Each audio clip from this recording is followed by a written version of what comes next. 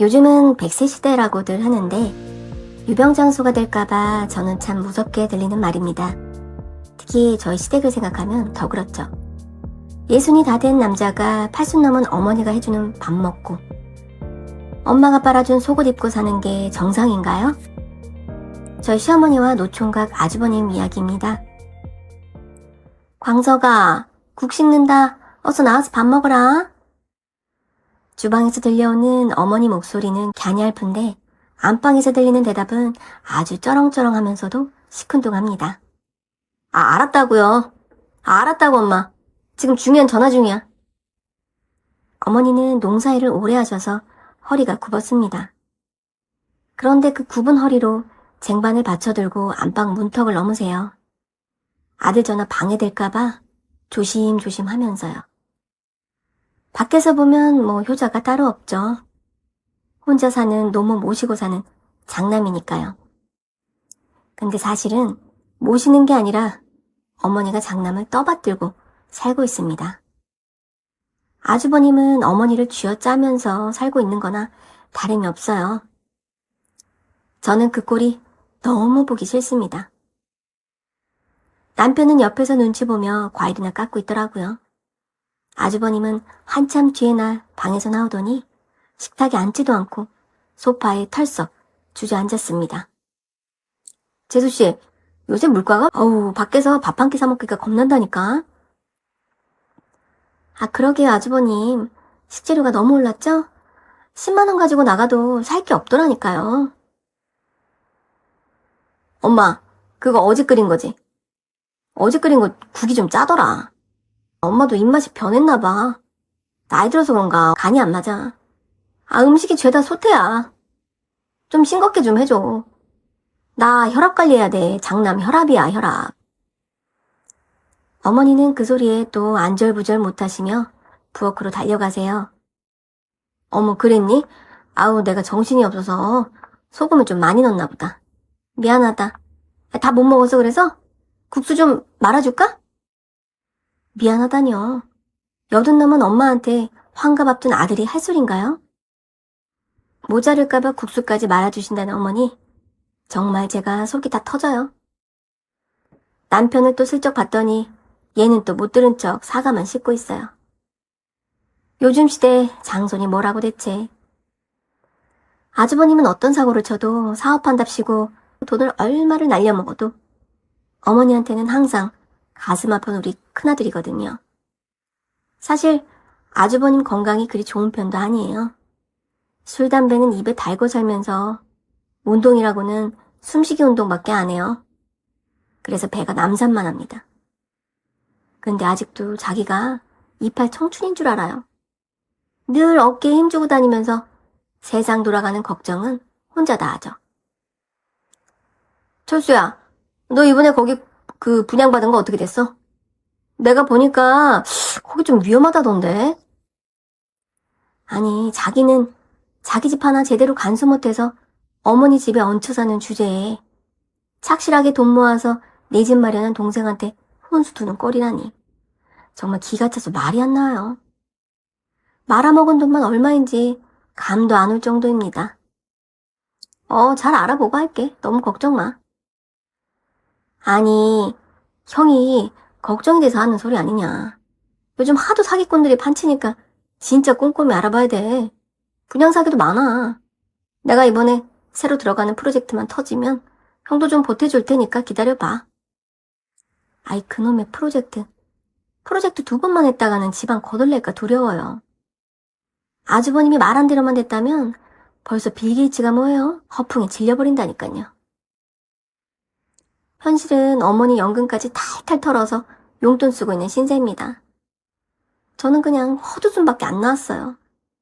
아주버님 앞가림이나 잘하세요 라고 말하고 싶은 걸 진짜 꾹 눌러내렸습니다. 어머니 살아생전에는 얼굴 붉히지 말자고 남편이랑 약속했거든요. 근데 제 인내심이 요새는 바닥이 보일락말락 하네요. 솔직히 말해서 제가 이렇게까지 아주버님을 미워하는 데는 다 이유가 있어요. 단순히 밥수발 때문만은 아니라는 거죠. 옛날 어른들 장손 귀하게 여기는 거 모르는 바는 아니지만 저희 시어머니 좀 심하셨어요. 서울에다 대지 70평짜리 단독주택, 요즘 시세로 하면 그게 얼마겠어요. 어머니는 그걸 벌써 10수년 전에 아주버님 명의로 싹 넘겨주셨더라고요. 저희한테는 말 한마디 없었습니다. 나중에 사실 알았을 때 남편이랑 저랑 얼마나 허탈했는지 몰라요. 하필 그 명의 넘기는 시기가 저희 집에 오셔서 주무신 적이 많았던 시기였거든요. 아주버님 출장 가셔서 안 계신다고 한 달 계신 적도 있었어요. 충분히 말할 시간이 있으셨는데도 말씀을 안 하신 것 보면 일부러 숨기신 게 맞았습니다. 어머니가 형님한테 집 명의를 다 넘겨주셨다네. 남편이 그 말을 전할 때 그 표정을 전 잊을 수가 없어요. 자기도 자식인데 똑같이 고생하며 자랐는데 자기는 없는 자식 취급하는 거나 다름이 없잖아요. 근데 아주버님은 그 집을 받고 나서 장남의 당연한 권리라고 생각하는 모양이더라고요. 지금은 그 집 담보로 대출이 얼마나 잡혀있는지 말도 못합니다. 야금야금 사업 미천으로 들어가고 있겠죠. 저희는 지금까지 20년 넘게 맞벌이 하면서 정말 안 먹고 안 입고 안 쓰고 모았거든요. 아이들 학원비 한 푼이라도 보태려고 저는 화장품도 맨날 샘플만, 그리고 쓰고 싶은 거 못 쓰고 살았습니다. 유산이요? 애초에 그런 건 꿈도 안 꿔요. 그냥 저는 제발 아주버님이 받은 유산까지만 날려먹고 어머니 노후 자금만은 건들지 말아라 심정입니다. 너는 형한테 서운해하지 마라. 광석이가 장남 아니냐. 나중에 광석이가 조상들 잘 모셔서 너한테도 복이 갈 거야. 어머니는 늘 그렇게 말씀하시는데, 아니, 조상 모시는 게 밥 먹여주나요? 당장 우리 애들 대학 등록금 걱정할 때 아주버님은 그 집 대출받아서 꼴에 여자친구랑 해외여행을 다녔어요. 결혼이라도 하면 모르는데 그분이 뭐라더라? 미용실하는 싱글맘이라서 또 꼴에 결혼은 하고 싶지 않은 모양인지 그냥 여자친구로만 지내더라고요.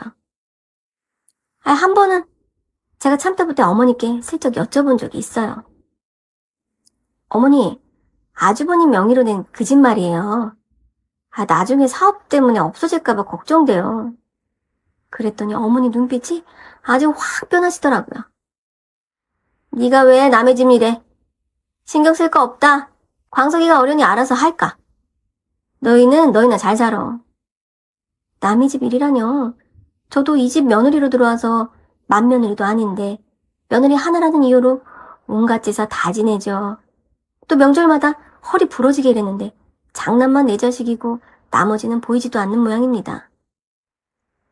그날 집에 돌아오는 길에 저 정말 억울해서 차 안에서 엉엉 울었어요.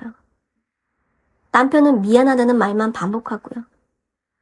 아주버님은 지금도 어머니랑 살면서 그 집 전세 주고 본인은 어머니 연금으로 생활비를 충당하고 있어요.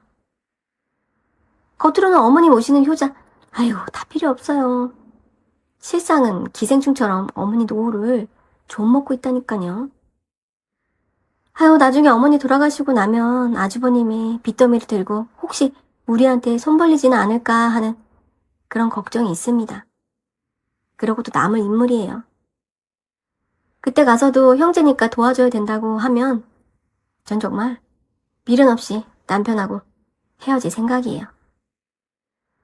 야, 내가 처잔식이 있냐? 뭐가 있냐? 형이 잘 되면 다 우리 조카들 거 되는 거야. 맨날 저 소리. 입학식이나 졸업식 때 선물이라도 하나 주고 말하면 밉지는 않죠.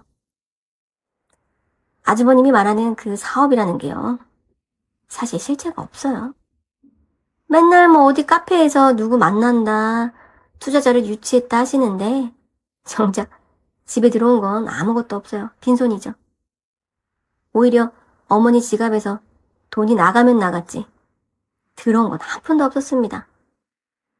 엄마, 이번에 나 사무실 집기 좀 바꿔야 하는데 한 500만 융통해줘요. 다음 달에 이자까지 쳐가지고 갚을게.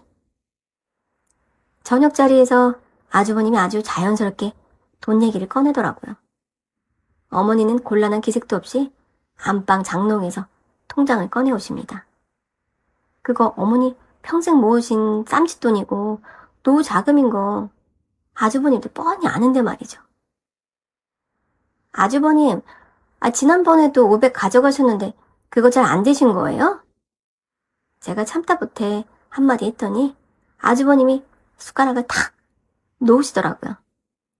재수씨, 이건 투입이 있어야 이 산출이 나오는 구조예요. 지금 밑거름을 주는 단계라니까. 그래서 산출은 언제쯤 나오는데요?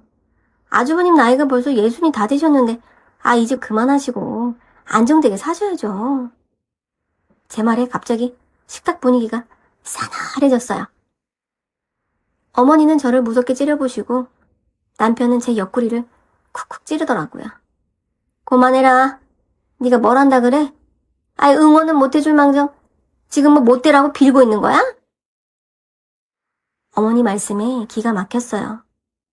돈을 벌어야 사무실 집기도 사고 하는 거지. 돈도 못 버는데 사무실 인테리어 같은 겉모습이 뭐가 중요하겠어요. 남 보여주기지. 아주버님은 성실하게 직장 다니는 동생을 비웃기까지 해요. 본인은 벌이 한 푼 없이 어머니 연금이랑 담보대출로 연명하고 있으면서도 말이죠. 제가 보기에 아주버님은 사업가가 아니라 그냥 백수고 한량이에요. 천성이 한량인 건지 어머니가 하도 오냐오냐 키우셔서인지는 알 수 없어요. 한 번은 아주버님 핸드폰으로 독촉 전화가 오는 걸 우연히 들었어요. 어디 유흥업소 외상값 같더라고요.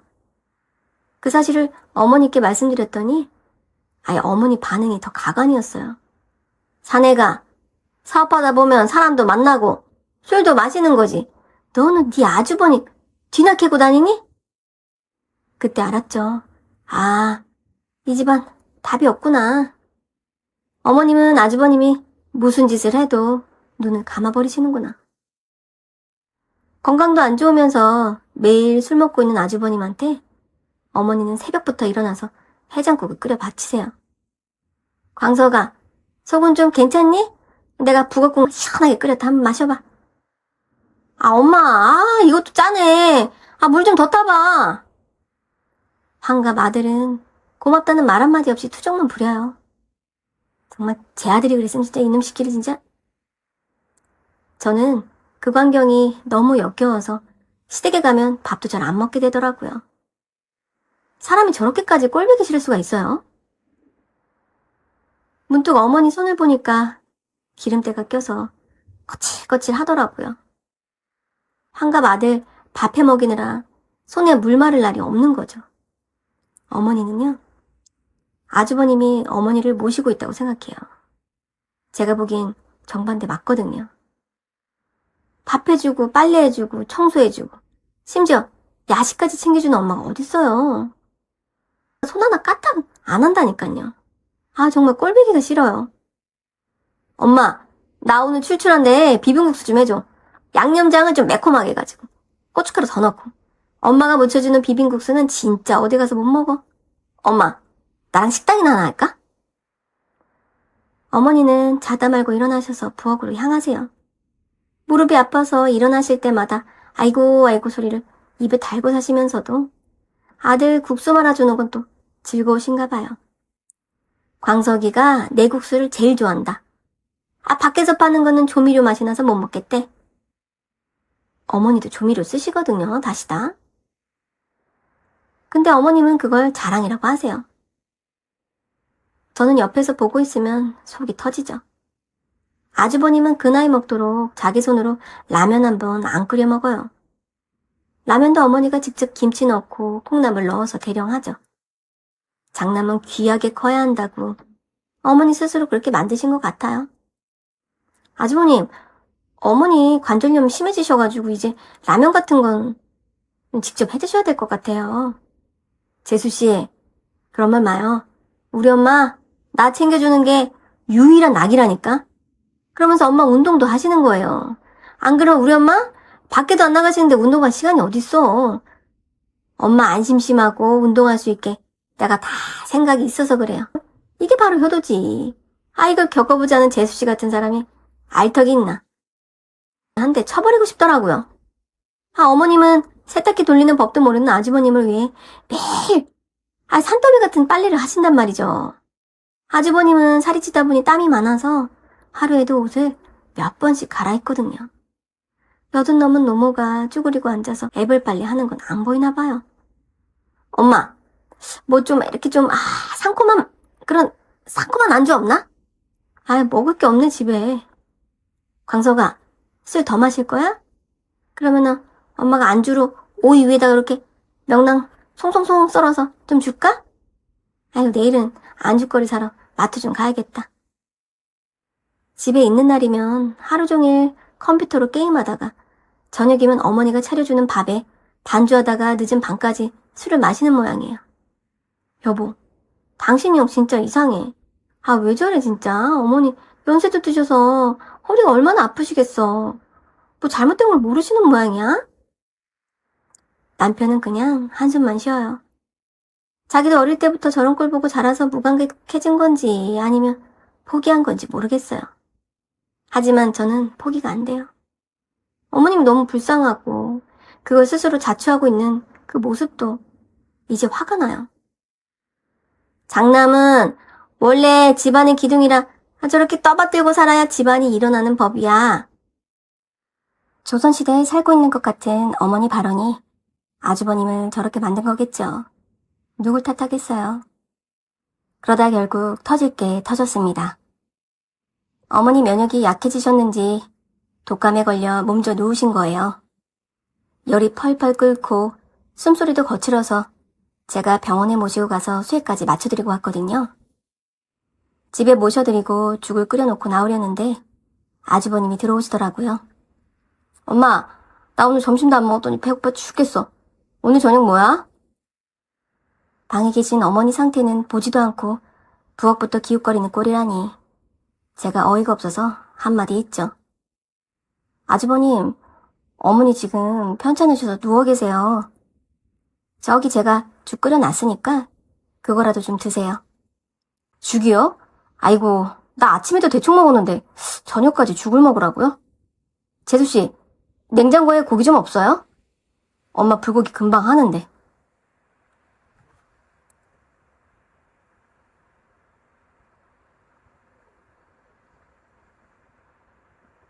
사람이 어떻게 저럴 수 있을까요? 엄마가 아프다는데 불고기 타령이라뇨. 제가 화가 머리끝까지 나서 목소리를 좀 높였어요. 어머니 지금 열이 39도예요. 39도. 아주버님이 직접 차려 드시던가 나가서 좀 사드세요. 그러자 어머님이 방 안에서 힘없는 목소리로 부르시더라고요. 광석아, 왔니? 예, 나더라. 불고기 금방 하지. 그까짓 게 뭐라고. 그 냉장고 첫 번째 칸에 있는 고기 좀 꺼내놔라. 그 몸을 이끌고 일어나시려는 어머님을 보니까 너무 안쓰러웠어요. 아주버님은 그 와중에 엄마, 당면도 좀 넣어줘. 이러고 있더라고요. 정말 짐승도 자기 부모가 아프면 저러진 않을 거예요. 어머니, 열이 이렇게 올랐는데 그냥 누워 계세요. 제가 소리를 지르니까 아주버님이 눈을 부라리며 다가오더라고요. 재수씨, 엄마가 해준다잖아요. 그거 좀 한다고 엄마 안 들어가시니까 가만 좀 있어요. 네? 저도 이 집 식구니까 상관하는 거예요, 아주버님. 나이 60 다 돼서 엄마 밥 없으면 굶어 죽어요? 지금 어머니가 아프시잖아요. 말싸움 소리에 어머님은 울면서 저희를 말리시고 아주버님은 끝까지 본인 배고픈 게 제일 큰일이냐 짜증을 내며 밖으로 나가버렸어요. 문을 쾅 닫고 나가는 그 뒷모습이 얼마나 모자라 보이는지. 어머니는 그 와중에도 광석이가 배고프면 좀 화가 나는 성격이라 그래. 네가 이해해라 하시며 저를 달래시더라고요. 전 그날 결심했어요. 이 집안은 내가 아무리 애써도 안 바뀌는구나. 어머님은 아주버님이 종으로 사시는 걸 본인의 운명이라 여기시고 아주버니는 어머님은 평생 써먹을 수 있는 하녀로 생각하는구나. 이거는 사랑이 아니었습니다. 어머니, 그럼 저 이제 아주버님이래. 아주버님이 어머니 밥을 찾든 물을 찾든 상관 안 할게요. 저는 죽그릇을 식탁에 두고 그대로 시댁을 나왔어요. 뒤에서 부르는 어머니 목소리가 들렸지만 뒤돌아보지 않았어요. 아주버님 같은 사람은 정말 나중에 천벌을 받을 거예요. 엄마가 아파서 끙끙 앓는데 물 떠달라, 밥 해달라는 그 인간 말종 같은 태도가 평생 제 머릿속에서 안 지워질 것 같았습니다. 그날 이후로 저는 시댁에 발길을 끊고 싶었지만 어머니 저러다 돌아가시겠다 싶어서 이러지도 저러지도 못하는 제 자신이 너무 싫었습니다. 어머니 열이 내리지 않아 급기야 병원에 입원을 하셨어요. 입원해 계시는 동안 병원비 정산을 하려는데 카드 한도가 초과됐다는 문자가 오더라고요. 이상하다 싶었죠. 어머니 연금이 꼬박꼬박 들어오고 그동안 모아두신 쌈짓돈이 꽤 있다고 알고 있었거든요. 남편이 조심스럽게 어머니 통장을 확인해보더니 죽상을 하고 들어왔어요. 이거 좀 봐. 엄마 통장에 잔고가 하나도 없어. 지난달에만 1,000만 원이 넘게 빠져나갔네. 1,000만 원? 어머니가 그 큰 돈을 어디에 쓰셔. 병원비도 우리가 거의 다 내고 있는데. 확인해보니 아주버님이 어머니 휴대폰 뱅킹으로 조금씩 돈을 옮겨놓은 거였어요. 남편이 참다 못해 퇴근하고 들른 아주버님을 붙잡고 따졌죠. 평소엔 형한테 말 한마디 못하던 사람이 그날은 목소리가 덜덜 떨렸습니다. 형, 이게 뭐야? 엄마 노후자금이잖아. 병원비랑 약값으로 써야 될 돈이 왜 형 계좌로 들어가고 있어? 야, 형이 그거 개인적으로 쓴 줄 아냐? 이번에 그 공장 부지 계약금으로 좀 보탠 거야. 그거만 잘 되면 이까짓 돈 몇 배로 채워줄 텐데 왜 이 야단이야? 사업은 무슨, 형이 지금까지 날려먹은 돈만 해도 빌딩 한 채라고. 형, 엄마 이제 8순 넘어서 9순이야. 엄마 노후자금까지 이게 무슨 경우야. 그 소란에 누워 계시던 어머니가 하시는 말씀이 더 기가 막혔죠. 철수야, 그만둬라. 내가 광석이 준 거야. 사업하다 보면 돈이 부족할 수도 있지. 그깟 돈이 뭐가 아까워서 형을 쥐잡듯 잡니? 엄마, 이게 그냥 돈이에요? 엄마 나중에 아프면 쓰려고 모아둔 거잖아요. 정도껏 갖다 써야지. 이러다 엄마 남은 재산도 형이 다 말아먹는다고. 맨날 말아먹긴 뭘 말아먹는다고 이래? 네가 형보다 잘난 건 또 뭐라고 그렇게 혼수야? 넌 네 살림이나 잘해. 어머니는 오히려 남편을 나무라며 아주버님 손을 꼭 잡으시더라고요. 여보, 가자. 저는 남편의 팔을 끌고 나왔어요. 남편은 차 안에서 핸들을 잡고 한참을 울더라고요. 자기는 자식도 아니냐고. 왜 평생 형 뒤지닥거리만 하고 살아야 되냐고요. 저는 그 뒷모습을 보면서 생각했어요. 이 집안의 비극은 아주버님의 무능함보다 어머니의 비뚤어진 사랑에서 시작된 거라고요. 그 사랑이 아주버님을 결국 저 지경으로 만들었고 엄마 바라기 차남의 가슴에는 대못을 박았으니까요. 저 시댁은 아들이 둘뿐이라 며느리는 저 하나예요. 그러다 보니 명절이나 제사, 어머니 생신까지 모든 음식과 뒷감당은 오롯이 제 몫이죠. 사실 아주버님이 결혼이라도 했으면 동서랑 나누기라도 할 텐데 환갑 다 된 독신이니 이제 기대할 구석도 없어요. 한마디로 전 맏며느리가 아닌데 맏며느리 역할을 하고 있어서 가끔은 그게 또 제 화병의 원인이 됩니다. 이번 어버이날에도 제가 전날부터 고기 재우고 나물 무쳐서 바리바리 싸들고 갔거든요. 그런데 집에 들어서자마자 보이는 건 산더미처럼 쌓인 배달 음식 용기들하고 아주버님 친구들이 거실에서 술판을 벌이고 있더라고요. 재수씨 오셨네. 우리 재수씨가 손맛이 좋아. 얘들아, 맛있는 거 왔다. 상 좀 치워봐. 참 끼리끼리 논다더니 어버이날 남의 집에 와서 술판을 벌이고 있는 아주버님 친구들도 전부 인간 같지 않았습니다. 어머님은 그 옆에서 술시증을 들고 있더라니까요. 어머니, 이게 다 뭐예요?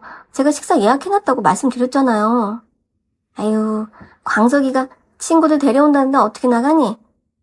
그냥 집에서 편하게 먹자. 혜수가, 너 저기 가서 전 좀 더 데워와라. 예약했던 식당은 취소하고 저는 앞치마를 둘렀어요. 주방으로 들어가 보니 싱크대에는 설거지가 한달아이더라고요. 어머님은 무릎이 아파서 설거지도 제대로 못하시는데 아주버님은 엄마가 다 해줄 때까지 손가락 하나 까딱 안 한 거죠. 아주버님, 친구분들 가시고 나면 설거지는 직접 좀 해주세요. 어머니 오늘 병원 다녀오셔서 힘드세요. 거실에서 술 마시던 아주버님 친구 중 하나가 절 비아냥대는 것 같았습니다. 광석아, 듣던 대로 네 재수씨 보통 아니네. 엄마, 과일 있어? 아주버님은 미안해하기는커녕 친구들 앞에서 체면 구겼다고 짜증을 내더라고요. 어머님은 또 굽은 허리로 냉장고에서 수박을 꺼내오시고요. 그 모습을 보는데 정말 환장하겠더라고요. 저는 주방에서 남의 집 잔치 뒷바라지하는 식모가 된 기분이었죠. 여보, 나 먼저 집에 갈게. 당신은 더 있다 오든지. 결국 저는 화가 나서 앞치마를 집어 던지고 가방을 챙겼어요. 아주버님이 뒤에서 어디 며느리가 어른들 계신데 먼저 일어나냐? 하고 소리 질렀지만 무시했어요. 뒤따라 나온 남편이 미안하다고 손을 잡는데 그 손을 확 부딪혔어요. 당신 형님한테 말해. 앞으로 제사고 생신이고 없어. 당신 혼자 와서 다 해. 난 이제 사람 취급 안 해주는 곳에는 안 와. 집으로 돌아오는 내내 화가 나서 눈물이 났어요. 제가 지금까지 참았던 건 어머님에 대한 예의였거든요. 그런데 참고 가만히 있으니까 정말 가만히로 알고 호구 취급한다는 걸 그날 뼈저리게 느꼈습니다. 어느 평화로운 주말이었는데 시댁 근처에 사는 지인에게서 급한 연락이 왔어요. 시댁 마당에 웬 낯선 사람들이 드나들고 대문에 무슨 딱지 같은 게 붙어있다는 거예요. 깜짝 놀라서 달려갔더니 아주버님은 없고 어머니 혼자 거실에서 넋이 나간 채 앉아 계시더라고요. 어머니, 이게 다 무슨 일이에요? 어머니는 대답도 못하시고 눈물만 흘리시더군요. 알고 보니 아주버님이 추진한다던 그 프로젝트가 사실은 다단계였어요. 본인 돈만 날린 게 아니라 이미 본인 명의로 된 70평 집을 담보로 사채까지 끌어다 쓴 상황이었죠.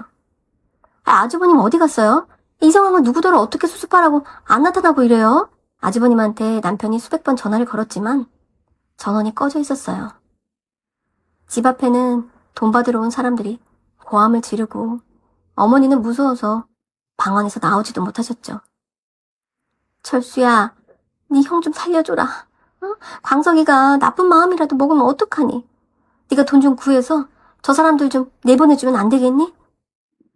어머니는 이 상황에서도 도망간 장남 걱정뿐이셨어요. 우리는 나중에 어떻게 되든지 말든지 안중에도 없으신 거죠. 엄마, 우리가 무슨 돈이 있어요? 형님이 날려먹은 게 수십억인데 우리가 무슨 수로 그걸 갚아요?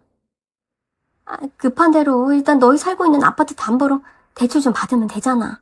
사람이 죽고 사는 문제야. 남도 아니고 네 형이라고. 어머니의 그 말씀에 정이 확 떨어졌어요. 자기가 낳은 자식이라도 어떻게 이렇게 차별할 수 있을까요? 어머니, 저희 절대 돈 못 해드려요. 아주버님이 저지른 일이니까 아주버님 책임져야죠. 제 말에 어머니는 불같이 화를 내셨어요. 광석의 이름으로 된 집인데 내가 죽어도 못 나간다. 결국 아주버님은 일주일 만에 초췌한 모습으로 나타났어요. 그런데 미안하다는 말 대신 운이 안 좋았다는 말뿐이었습니다. 그러면서 남편한테 손을 내미는데 정말 낚아주기 두껍다는 생각이 들었어요. 철수야, 이번 고비만 넘기면 돼. 재수씨 친정에 좀 부탁하면 안 될까? 그래도 거기는 좀 여유가 있잖아. 그 말을 듣는 순간 사람 같지 않은 사람과 가족이라는 이름으로 묶여있다는 게 소름 끼치도록 싫어지더라고요. 아주버님은 이미 집안의 재산뿐만 아니라 가족들의 신뢰와 도리까지 모두 거덜내버린 상태였습니다. 어머니, 저 이제 아주버님 안 보고 살 거예요. 명절에도 안 올 거고 제사도 안 지낼 거예요.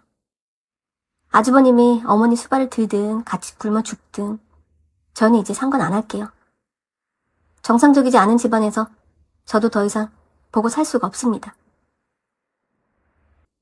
어머니는 제 뺨이라도 때릴 기세로 달려드셨죠. 네가 감히 어디서 그런 망언을 해? 날 무시하는 거냐? 아니 네가 시집와서 한 게 뭐 있다고? 어디 시애매 앞에서 그딴 막말을 해대는 거야? 친정에서 그렇게 가르치대? 남편은 고개를 숙이고 있다가 천천히 입을 열더군요. 환갑 다 된 남자가 밥 한 끼 못 차려 먹어서 엄마 고생시키는 게 정상이에요? 형, 혜숙이 말이 다 맞아. 나도 이제 지쳤어. 형이 엄마 재산 다 날릴 때도 형이라서 참았어. 근데 엄마 보험금까지 손대려는 거 보고 나 정 떨어졌다. 이제 나도 형 안 보고 살 거야. 남편의 그 말에 어머니는 바닥에 주저앉아 통곡을 하시고 아주버님은 악담을 퍼부어댔어요. 저희는 그 소란을 뒤로하고 필요한 짐만 챙겨서 나왔습니다. 집에 오는 차 안에서 남편이 제 손을 꼭 잡았어요. 혜숙아, 미안해. 내가 너무 늦게 결정한 것 같아. 정말 미안하다, 혜숙아. 아니야. 지금이라도 당신이 중심 잡아줘서 고마워. 이제 우리 애들 생각만 하고 살자. 마음이 한결 가벼워졌어요. 그동안 시댁 식구들 비위 맞추느라 썩어 문드러졌던 제 속이 이제야 치유되는 느낌이었죠. 결국 그 70평 집은 남의 손에 넘어갔어요. 아주버님은 어머니 아프실 때 받은 보험금까지 싹 다 챙겨가지고 어디론가 사라지셨고 어머니는 저희 집 작은 방으로 오셨습니다. 처음에는 아주버님을 찾으며 곡기를 끊으시더니 한 달쯤 지나니 다시 예전처럼 저를 부려먹으려 하시더라고요. 혜숙아, 광석이가 좋아하는 찌개 좀 끓여봐라. 혹시라도 애가 배고파서 찾아올지 모르잖니? 어머니, 아주버님 여기 안 와요. 오더라도 제가 문 안 열어줄 거라고요. 여기 계시는 동안은 아주버님 이야기 꺼내지도 마세요. 제 단호한 태도에 어머니는 혀를 차며 독한 년이라고 중얼거리셨어요. 어머니는 여전히 아주버님이 연락 오기만을 기다리시며 몰래 휴대폰을 붙들고 계세요. 가끔 아주버님이 돈 좀 보내달라는 문자를 보내면 어머니는 제 눈치를 보며 주머니를 뒤적이시죠. 어머니, 아주버님한테 돈 보내주시면 저 어머니 못 모셔요. 그리고 이제 제 앞에서 장남하시는 그것도 이제 그만하세요. 더 이상 어머니가 아주버님 감싸면서 차별하시는 거 저 못 듣겠어요. 얘는 자식 걱정하는 엄마 맘인 거지. 내가 무슨 차별을 했다고 그래? 차별하는 사람이 나 차별해, 나 편애해 이렇게 인정하지 않아요, 원래. 협박처럼 들리겠지만 진심이었어요. 밑 빠진 독에 물 붓는 짓은 이제 끝내고 싶거든요. 남편과 저는 이제야 겨우 평온을 되찾았어요. 주말이면 남편과 산책을 가고 애들이랑 맛있는 걸 먹으러 다녀요. 여보, 나중에 아주버님 연락 오더라도 절대 받지 마. 행여 장례식장에서도 우리는 우리 도리만 하고 인연 끊는 거야. 남편도 고개를 끄덕여요. 혈연도 한쪽의 일방적인 희생만 강요한다면 그건 족쇄일 뿐이죠. 어머니의 뒷모습을 보면 가끔 짠할 때도 있어요. 평생을 장남 하나만 보고 사셨는데 결국 그 아들 때문에 집도 잃고 마음도 잃으셨으니까요. 하지만 그건 어머니가 선택한 삶의 결과죠. 저는 그저 며느리로서, 인간으로서 최소한의 도리만 다하며 견뎌내고 있습니다. 예상치 못한 어머니와의 합가로 전 또 다른 어려움을 겪고 있는데 그 이야기는 또 나중에 와서 들려드릴게요. 오늘 혜숙 씨의 사연 어떠셨어요? 여러분의 집안은 평안하신가요? 혹시 비슷한 경험으로 마음고생 하셨던 분들 계시다면 혜숙 씨에게 따뜻한 조언 한마디 남겨주세요. 오늘도 찾아주셔서 감사합니다. 건강하고 편안한 하루 되시길 바랄게요.